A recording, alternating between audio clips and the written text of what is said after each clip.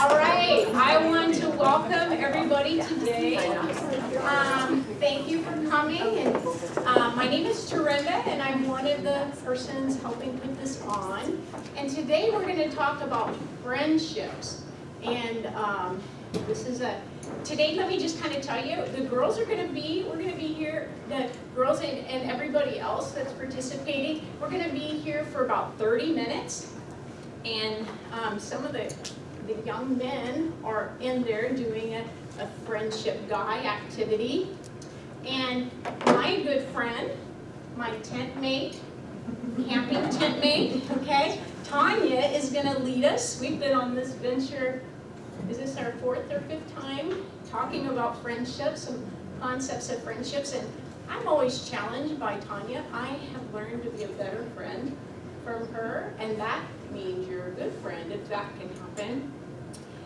After, in about 30 minutes, we'll all be a big group and we'll do everything together. We have some high school girls here gonna talk to just the girls over there in a little bit, and they have some ideas, and if we have time, I'll talk to everybody else, the adults.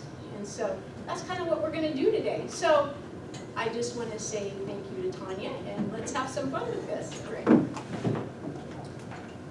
I am really glad you guys are all here today. I wouldn't say I'm an expert on friendship, but I have raised a 27-year-old, a 24-year-old, and now a 16-year-old, and I've been involved in education all of my life, public school, private school, special ed, regular ed. I've refereed a lot of conflicts between kids, so I think I have a little bit of perspective on some of the things that are a challenge in friendships, especially for this age group, so hopefully I can speak to some of that. But I also, I want this to be about what you guys need too, and what the conversations you want to have with your children, with each other. Because I think as parents, we can be a huge support to each other if we're on the same page with how we address friendships. So we're going to start with an icebreaker. And the dads might be at a little disadvantage with this one. We'll see. They might do great. We're going to pass out some pieces of paper here. Every family group needs one sheet.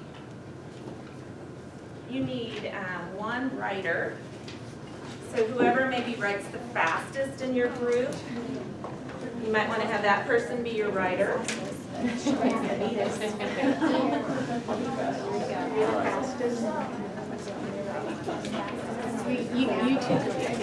can see how good you do. You two can be a family group.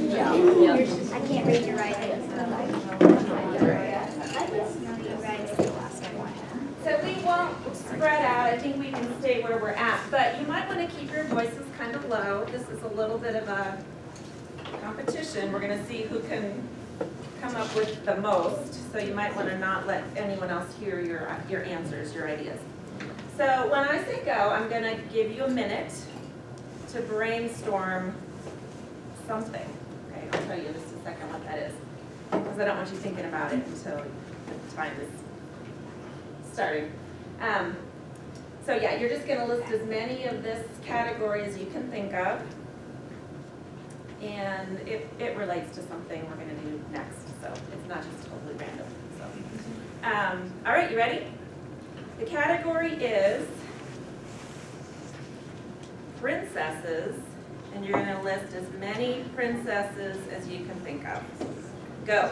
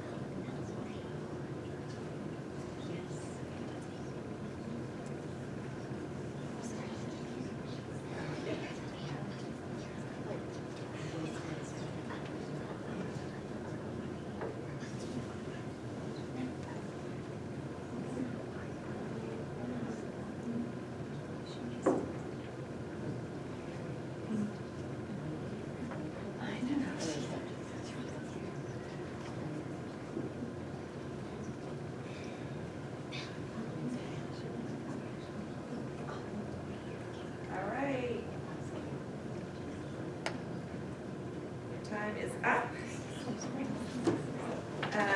Count up how many are on your list.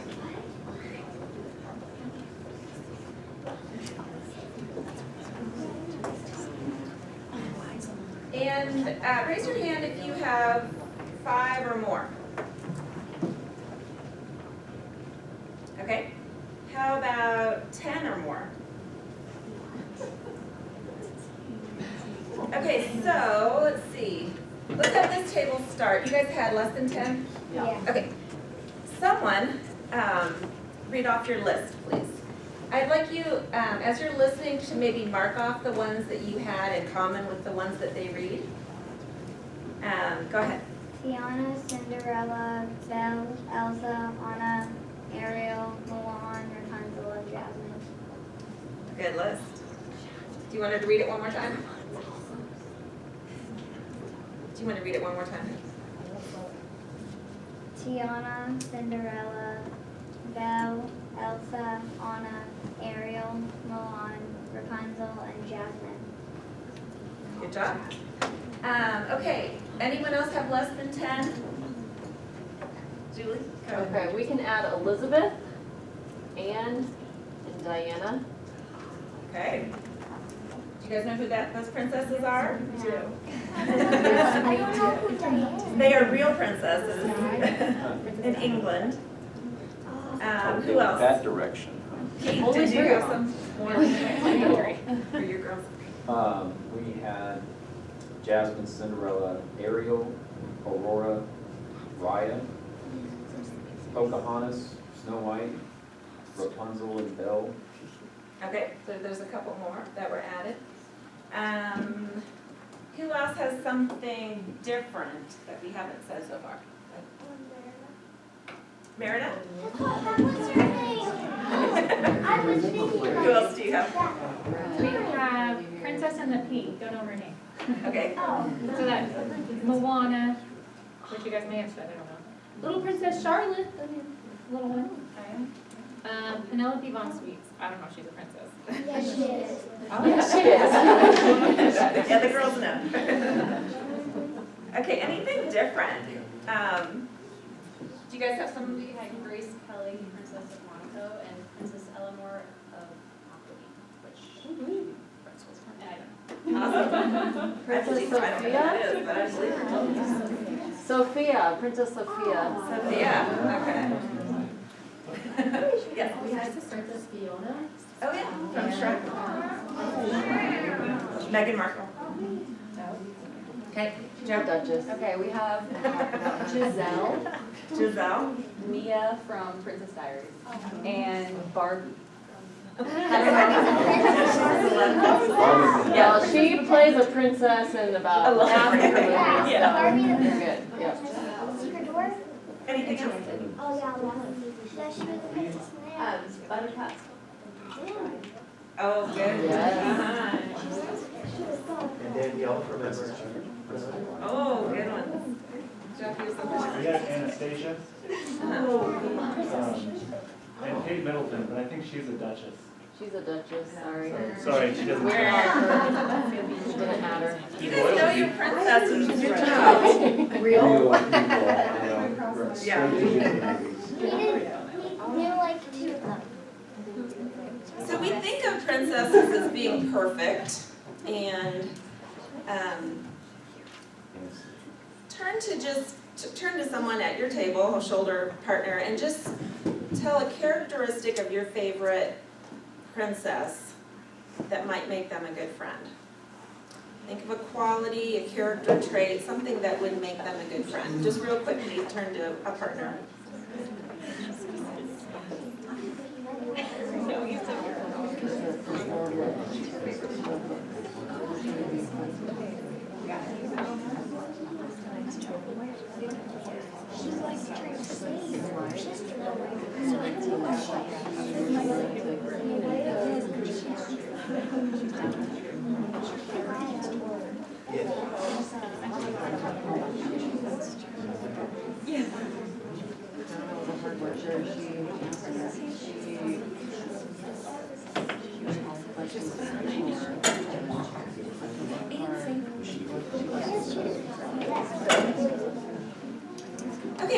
watch a really quick 2-minute video that just kind of proves the point that no one is perfect. All relationships have conflict. It's just a little cute reality check on some of the things that we face with friendships. Lights back here?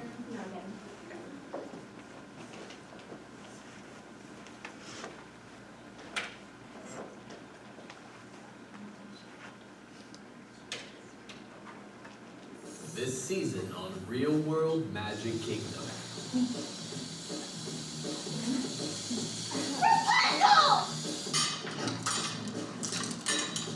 I mean, seriously? It's not like I eat frog legs in front of her.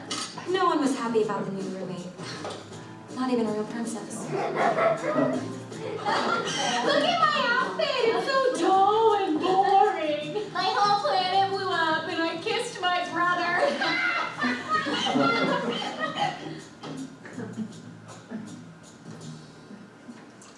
Ew, gross! Why would you use a dinglehopper to eat your salad? Okay, it's the movie I was in.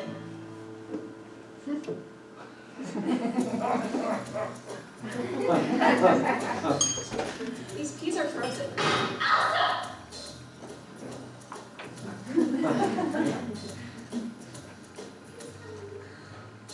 She was straight up talking to the china. I mean, why can't she just be normal? Talk to animals like the rest of us. For the last time, Elsa, I did not eat your apple! It was 3 weeks ago! Just let it go! I will not let it go!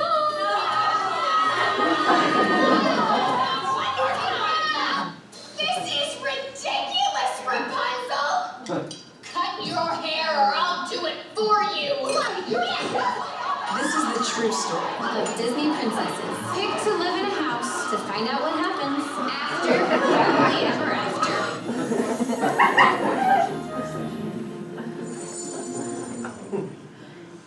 So this is just fun to think about,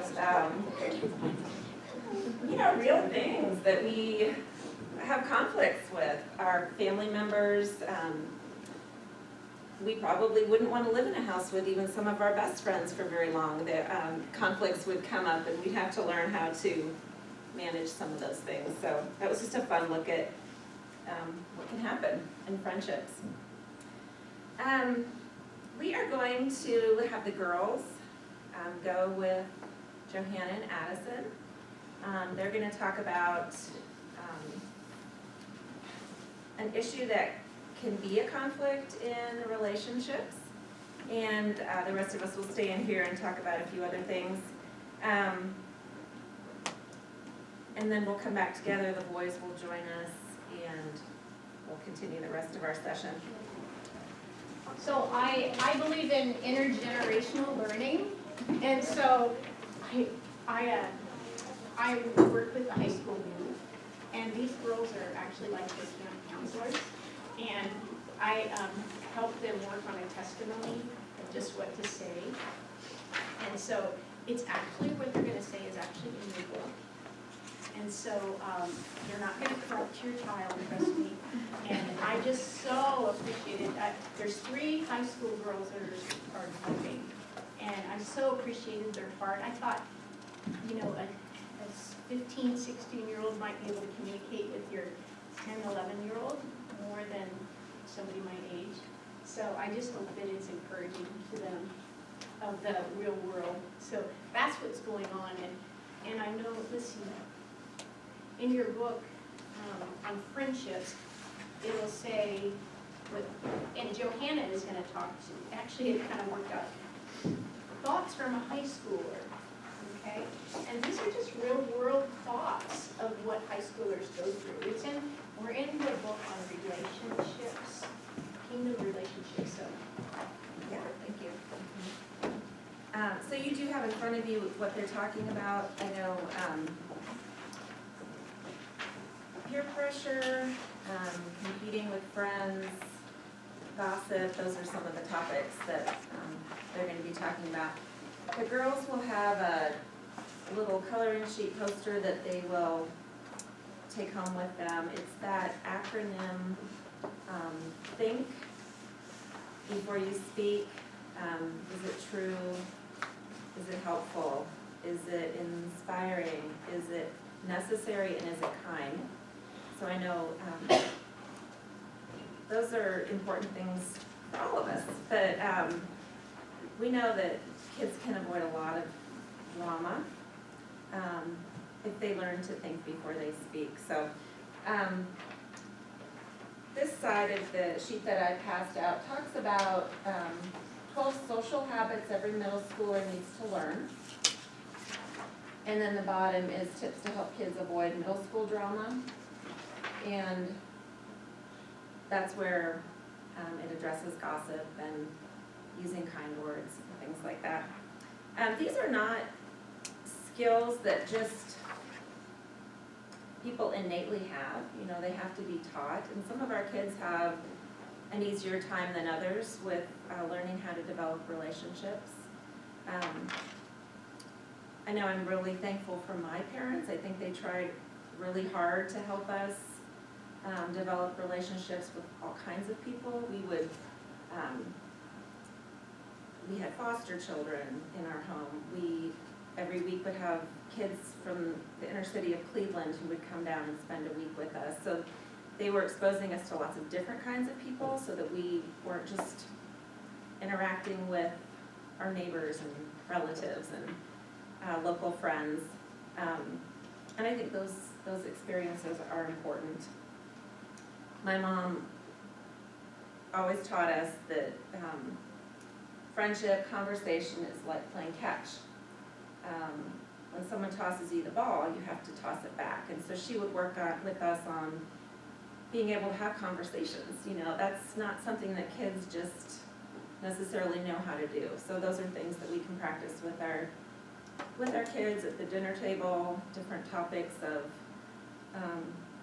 conversation and just learning how to engage and interact appropriately, how to reach out to someone who's new.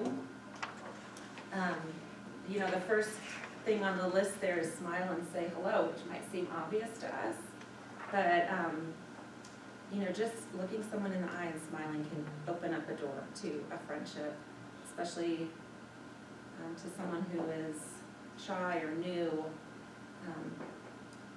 You know, we want to talk to our kids about choosing good friends, finding good friends, but really it's more about being a good friend and the qualities that we help them develop. Good friends will come, you know, if they are being a good friend. So, on the back of that sheet is a list of 12 books about friendship for middle grade readers. I have a disclaimer here that I've only read about half of these books, so I can't personally recommend them all. And anytime you're reading with your kids, it's a good idea to either pre-read or read it with them so that you can have conversations about things that might not necessarily be your values, or, you know. But I think literature is a great way to teach about being a friend and building those relationships. I didn't spend time thinking about movies, but you probably could list half a dozen good movies off the top of your head about examples of role modeling good friendships. That's how kids learn. You know, a good story is really powerful in teaching an example, a role model. I'm not sure how long Joe's going to take with the girls, but at your tables, if you guys would just read through these lists together, the social habits, you know, maybe comment on it, maybe pick something off that list that is an issue right now, or something that you're currently trying to work on with your child, or maybe there's just something that you're really aware of that you want to be a focus for the conversations you have with your child, and something you want to teach them. So we'll just do that at our tables until the girls come back and the boys join us as Yeah, well. at about 11:15. Okay, so we have about 5 minutes. All right, as everybody's sitting down, I want you guys to know about a resource that we're trying to create. Because I know that 5 weeks is really hard for everybody to get here, we're trying to videotape this, and we're working with the church. And if you have to miss a week, so you should be able to go to the church's website, and under Connect 5, there should be a link for these things, and so that you can see the video and be able to catch up and maybe refer back to it. So the church actually has a resource of videos, and we're just trying to connect people to that because it's a great resource. If you guys don't know the male friends, this is my friend Tanya, and she's going to continue to speak on friendships. Did you guys have fun with those, making those things? Oh, yeah. Oh, yeah? Yes, we did. Did you do any distance challenges yet? Nothing official, it was all practice. All So next practice. session, Okay, we'll- good. We'll get out and measure. Not it. next, Next session we're separate, yeah, the next one. the last session, the final. All right. It's good to see all of you. I'm so glad that kids, that your parents are committed to teaching you and will bring you to church and to Sunday school, and especially to things like this. You're very blessed to have parents that care like that. And so thank you all for being here. Let's start with the word of prayer. Lord, we're thankful for your word. We're thankful for the wisdom, the guidance that it gives us. And today, as we look at your word and how it talks about kingdom friendships, we just pray that you bless our time together. Thank you for each one of these parents and each of the children. Just ask for your blessing on each one, guide them, and give them wisdom, love, and compassion as they learn about friendships and as they apply these truths to their lives. We pray these things in Jesus' name. Amen. So I would like the parents and the students, or the parents actually get an opportunity right now to share with their child. Think back to when you were a 5th or 6th grader, if you can think back that far, and who your friends were. Maybe a best friend, it could be a sibling, maybe it was a cousin, maybe it was a pet.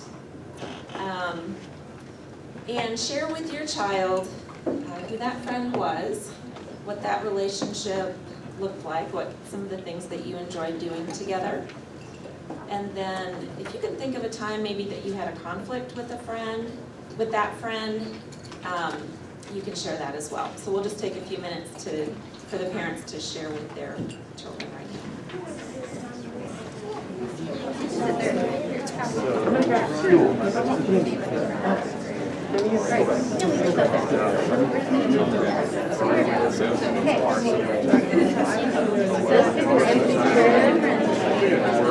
Sitting in that chair.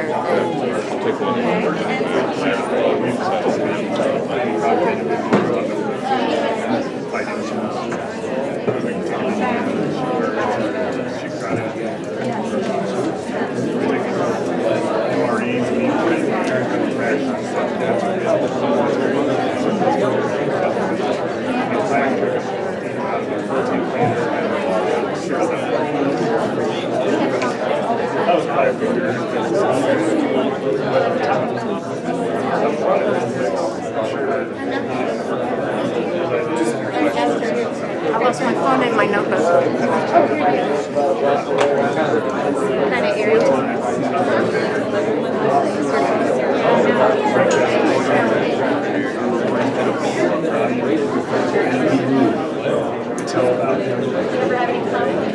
Okay, I was sitting over there. How do I lost my glasses.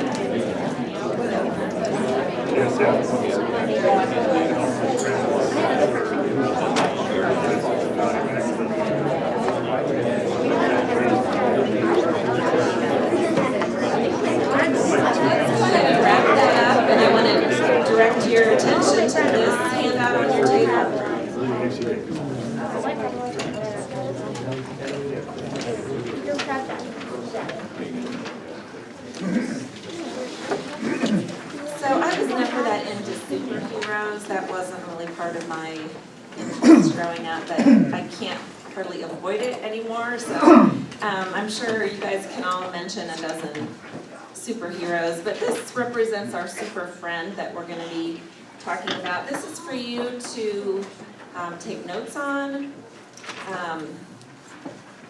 We're gonna talk about qualities of a super friend, and if you wanna open up your notebooks as well, we are on the session called Kingdom Friendships. And the first sheet that you'll see is called Living Like the Ephesians. So we're going to be looking in the book of Ephesians as well as in 1 Corinthians to talk about some of the character traits of a good friend. The other sheets that are included in there today, there's a little survey. We won't spend time today unless we have a few minutes at the end, but it's just for you to reflect on the kind of friend that you are.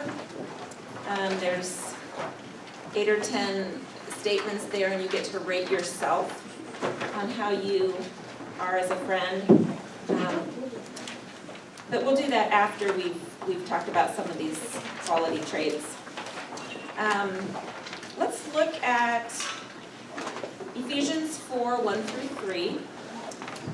I'm going to ask people to read those at their table. We're not going to spend a lot of time because the other thing we're going to be doing is every table is going to get a scenario to discuss and find a solution to that problem. Maybe even act out the solution to the scenario that you're given. But let's just take about 5 minutes. I need some volunteers at each table to read these passages. And you're going to be answering questions like, what specific things does Paul tell the Ephesians to do? What are some opposite attitudes and actions that we could have? What specific things does Paul ask the Ephesians to do or not to do? And there's 3 different references there that you're going to be looking at. So you can work in partners to do this or a whole table group. I'll leave that up to you. But go ahead and just quickly jot down some answers to these questions. Can we read it? Ephesians 4, 1 through 3. Therefore I, the prisoner in the Lord, urge you to live worthy of the calling you were called. As a prisoner in the Lord, be persevering in one another of the calling, making every effort to be in the spirit of Gentiles and make every effort to specifically of the spirit of the bond. Right. So, humility, and so the first one, I give you specific things to call, tell me if you're bearing with one another in love. Maybe you could write all those things down, right? Yeah, I'm here. Live a life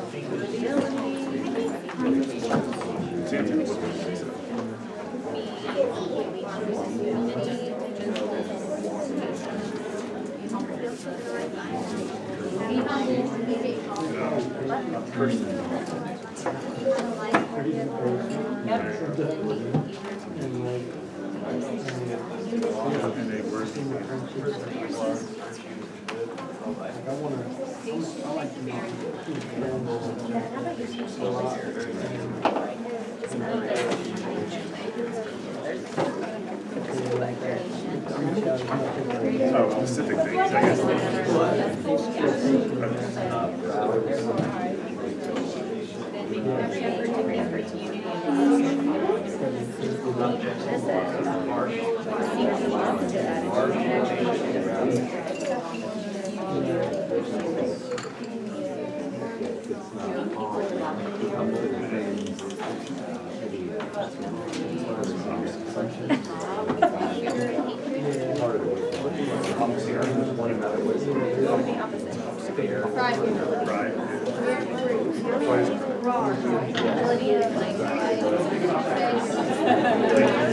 Too high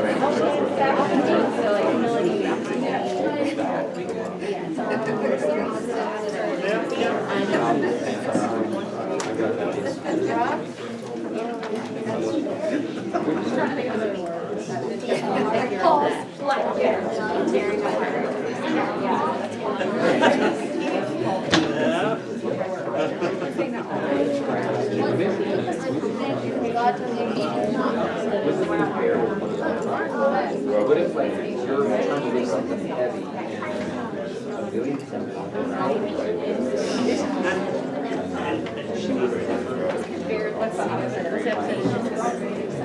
easier to carry something heavy by yourself.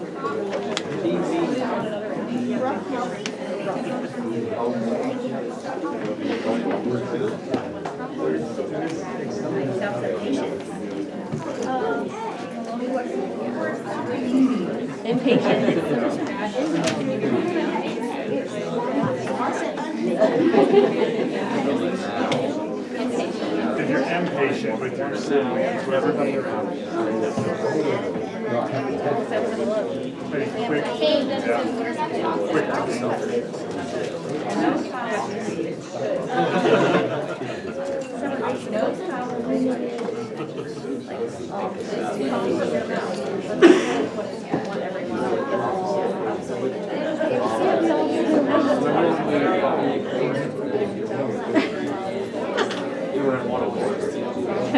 So you go next person. Somebody else want to read? What's the next one? You got it?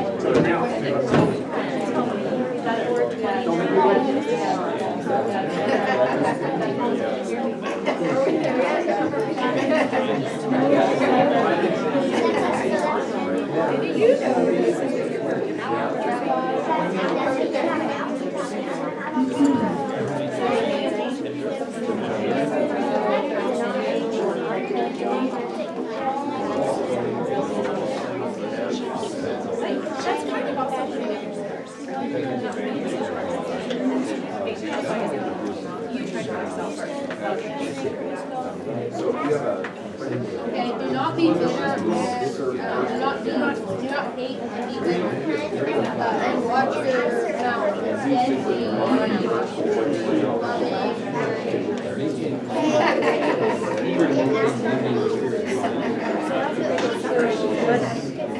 Specific things that Paul tells Ephesians to do, not to do.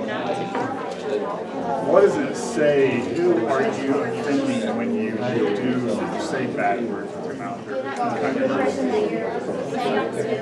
No. Do not grieve the Holy Spirit of God. So not only do our words hurt, we say those things, it hurts God. Grieves the Holy Spirit of God.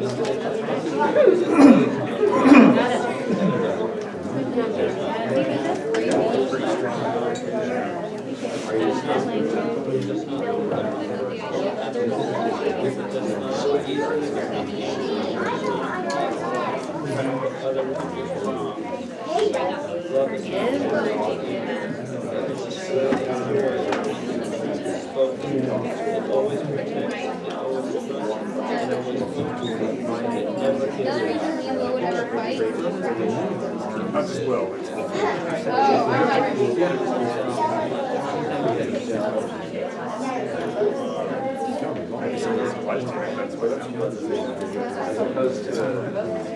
What else did he tell you?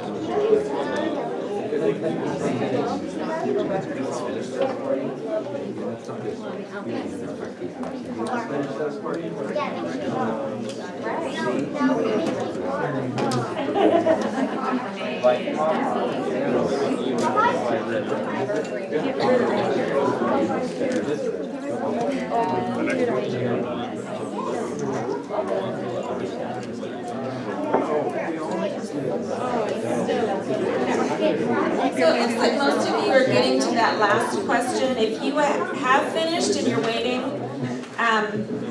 this sheet is to write down some of those qualities that you just read about. You can transfer them to this note-taking sheet.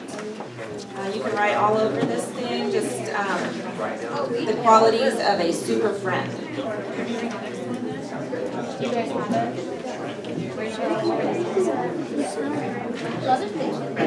Here we go. You want to read this to me? I'm not proud. Whether the one who separates us or down not dishonor others. It's not self-sufficient. It's not keeps no record. Love is not no life. It always protects, always trusts, always hopes, always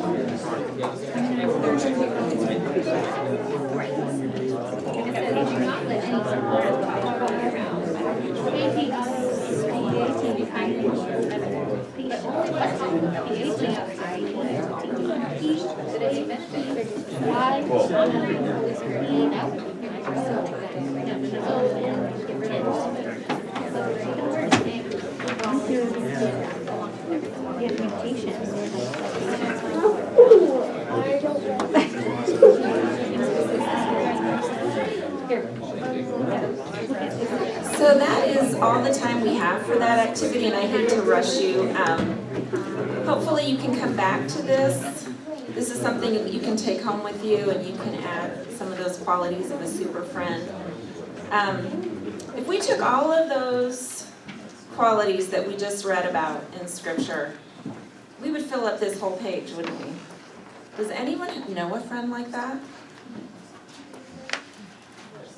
What was that? Yeah. There is not a perfect friend. All of our friends will let us down.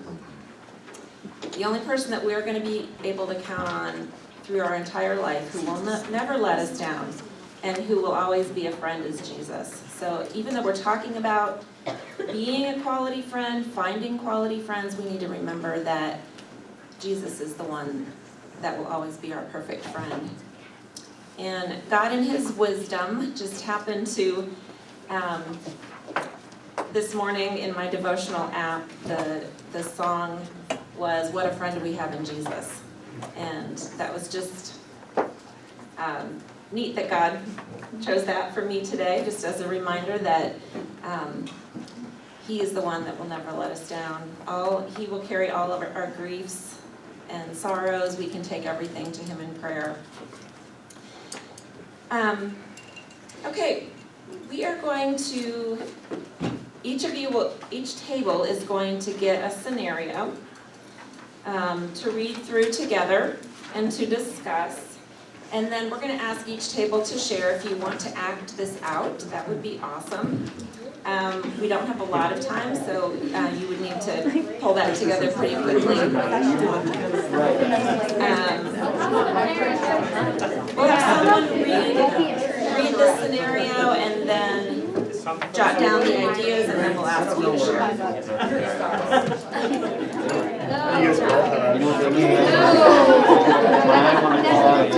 Okay, take a look at the number on your scenario. You have scenario number 1.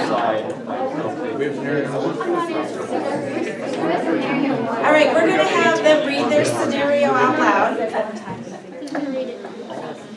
And then they're going to share what they discussed. If you want to do a little impromptu skit, you're welcome to do that.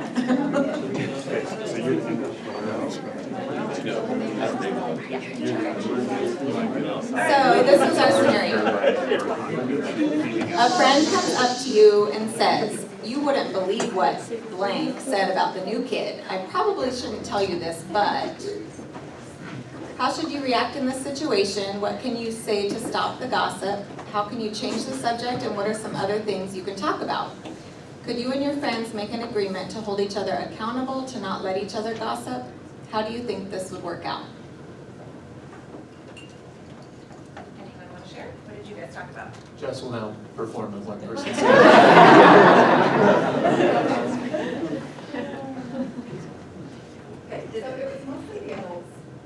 Okay.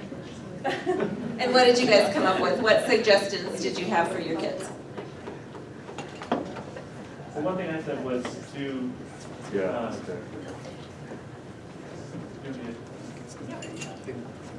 One of the things I said was to, you know, if you find yourself at the receiving end and somebody's inviting you to gossip about a new person, to, rather than, well, it can be hard because suddenly you're the goody two-shoes and the high and mighty, if you just kind of put a kibosh on the whole thing. So a strategy might be to say, well, let's go find out firsthand. You know, if this is a scandalous piece of information, sort of hold their feet to the fire and make them say it to their face. And in the process, include the new person in the group as a way of sort of bringing them into the circle rather than creating a circle exclusive of them. I don't know if that's any good, but All right, who has number 2? You gonna read it out loud? Sure. There's a new student at school and blank, there's a new student at your school, blank, and you invite him or her over after school to shoot hoops, ride bikes, have a snack, and play a game. The next day, your best friend is very quiet, will hardly look at you or smile, and his or her answers to your questions are very curt. You guess that maybe he or she is hurt, mad, jealous about your friendship with blank. What can you say or do in this situation? Who had an idea? Did anyone have any ideas about what you could say or do? I was looking at Caitlin because she had a good idea. Okay, what was your idea, hon? You can say it to me and I'll repeat. What was your idea? Oh, good idea. So you could invite the new kid over and your best friend, and they can all get to know each other. Yeah. And sometimes just acknowledging the situation, like, I don't want to hurt your feelings, you're still my best friend, but I want to include other people too. Sometimes just saying that can just really clear the air. Who has number 3?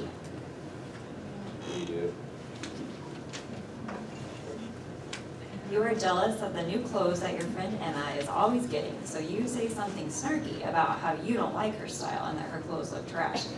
She finds out what you said and is really hurt and mad. What should you do? What words should you use and what tone of voice? I'm sorry. You should apologize in a kind voice like that. Yeah. I'm sorry, you're really angry about it. And kind words. Yeah, just admitting you're wrong, not making excuses. Just say, yeah, you know, I probably responded out of jealousy, and just acknowledge your sin and ask for forgiveness from that friend. Who is number 4?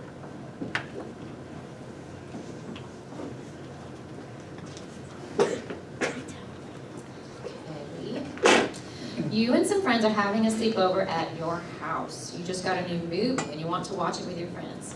Your friend blank, so popular, says his or her mom and dad check that movie on Plug In Online and says that he can't watch it. So how do you handle the situation? What attitude, words, or tone of voice do you use? Jalen had a really good answer for that one.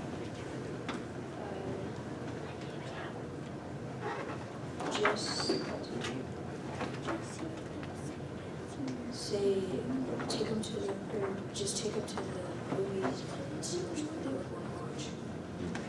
Yeah, good idea.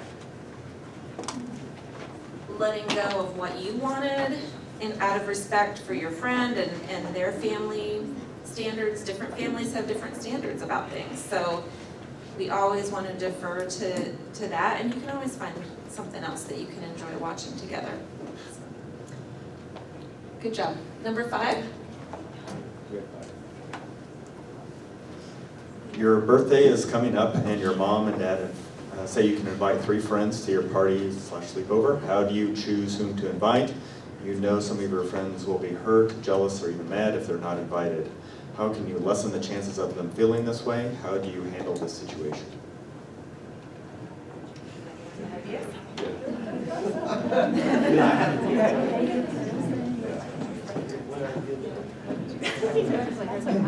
Well, we talked about it. This is a pretty tough one. Kind of, I mean, not to hide anything from other people, but just approach those friends, you know, I don't know, it's hard. Approach those friends, you know, separately, of course, number one, but then you also know that in your heart, you know, what you're doing, but we're not responsible how the actions of how word gets around and different things. So just, I don't know if we have the right answer or not, but because you don't want to keep it in private. Or make it seem secretive, because people pick up Exactly. on that right away. You're keeping And secrets. someone else said something about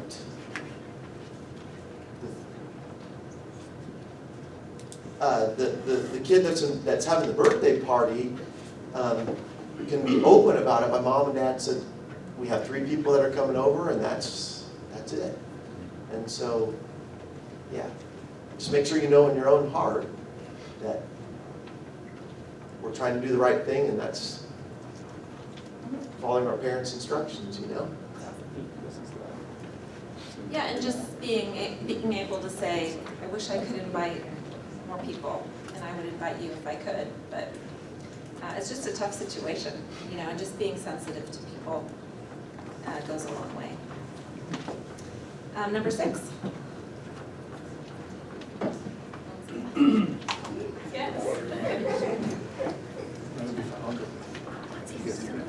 Your friend blank told your other friends one of your secrets. Which boy or girl in your class do you like? Now everyone knows and you are embarrassed. How can you handle the situation? What should your attitude and words, tone of voice be when you talk to your friend about it? And what if he or she asks for forgiveness? What if he or she doesn't ask for forgiveness?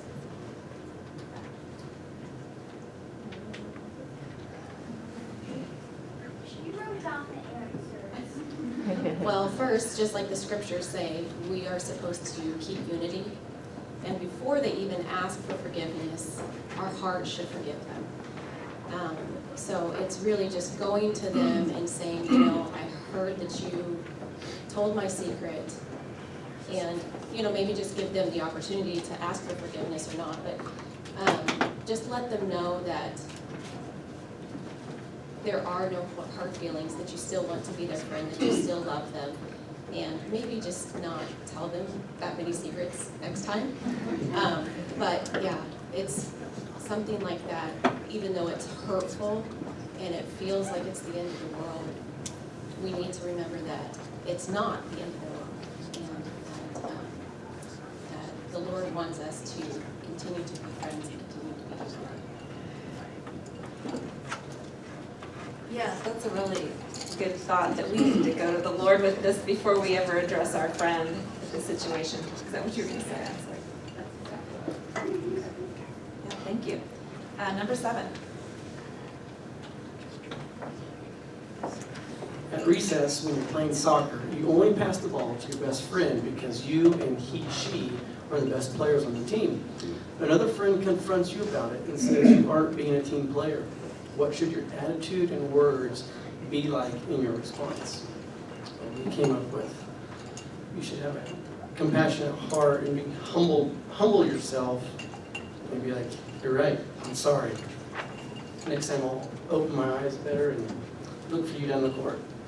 Then we also thought that building up someone in need, you can do that without words. Like next time on the soccer court, you can pass the ball to that friend and it might build him up without having to even use any words.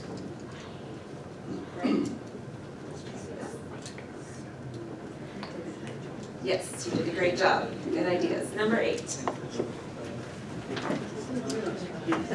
I just had to read this, but the young people were adamant about acting it out for you guys, so here we go. Oh, I wouldn't say that. And then, Mom, you gotta let no pressure to find out like Get the mic like answer. Come on, Levi, let's go play some video games downstairs. No, I'm tired of sitting in front of a screen. Whenever we come over here, we always sit in front of the screen inside. Let's go outside and play some. Dude, come on. It's way more fun. Outside's boring. If we sit in front of another screen, I'll slam your head through the TV. We better stop. Why don't we just do both? We'll do 30 minutes of playing outside and then we'll go 30 minutes and play video games. Should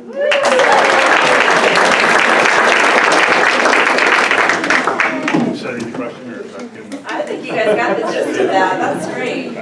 That is a challenge. I think our default sometimes is to sit in front of a screen. Not the best way to build relationships, and just having the courage to say, what are so many other things we could do?